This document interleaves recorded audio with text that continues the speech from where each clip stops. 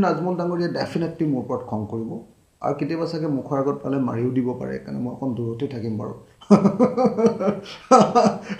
সকলোৱে জানে যে এই মুহূৰ্তত বদৰুদ্দিন আজমল ডাঙৰীয়াৰ কাৰণে মই আটাইতকৈ ডাঙৰ শত্ৰু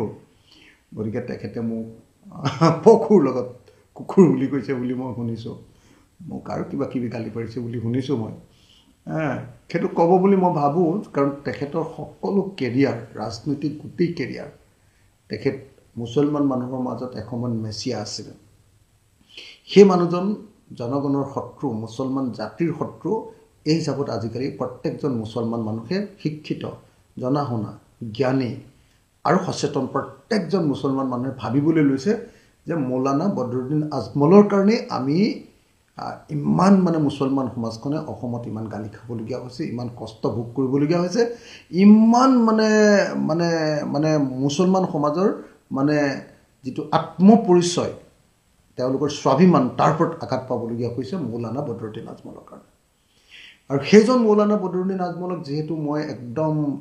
তন্নকে মানুহৰ সন্মুখত ফহিয়াই দেখুৱাই দিছোঁ যে হিমন্ত বিশ্ব শৰ্মা যেনেকৈ অসমৰ মানুহৰ জনতাৰ এজন শত্ৰু তেনেকৈ মৌলানা বদৰুদ্দিন আজমলো এজন শত্ৰু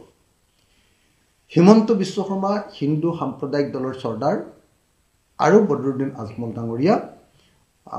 মুছলমান সাম্প্ৰদায়িক দলৰ চৰ্দাৰ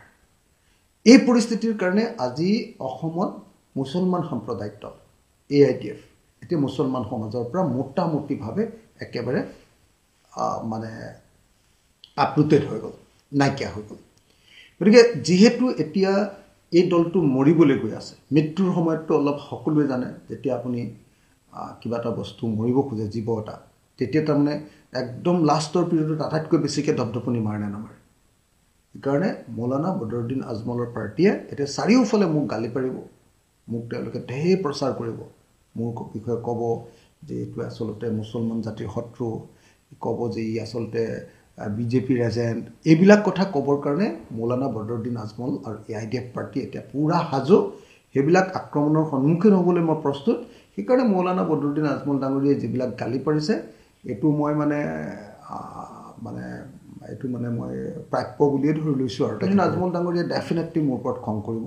আৰু কেতিয়াবা চাগে মুখৰ আগত পালে মাৰিও দিব পাৰে কাৰণ মই অকণ দূৰতে থাকিম বাৰু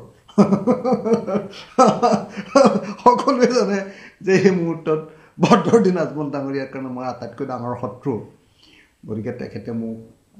পশুৰ লগত কুকুৰ বুলি কৈছে বুলি মই শুনিছোঁ মোক আৰু কিবা কিবি গালি পাৰিছে বুলি শুনিছোঁ মই সেইটো ক'ব বুলি মই ভাবোঁ কাৰণ তেখেতৰ সকলো কেৰিয়াৰ ৰাজনৈতিক গোটেই কেৰিয়াৰ তেখেত মুছলমান মানুহৰ মাজত এসময়ত মেছিয়া আছিল সেই মানুহজন জনগণৰ শত্ৰু মুছলমান জাতিৰ শত্ৰু এই হিচাপত আজিকালি প্ৰত্যেকজন মুছলমান মানুহে শিক্ষিত জনা শুনা জ্ঞানী আৰু সচেতন প্ৰত্যেকজন মুছলমান মানুহে ভাবিবলৈ লৈছে যে মৌলানা বদৰুদ্দিন আজমলৰ কাৰণে আমি ইমান মানে মুছলমান সমাজখনে অসমত ইমান গালি খাবলগীয়া হৈছে ইমান কষ্ট ভোগ কৰিবলগীয়া হৈছে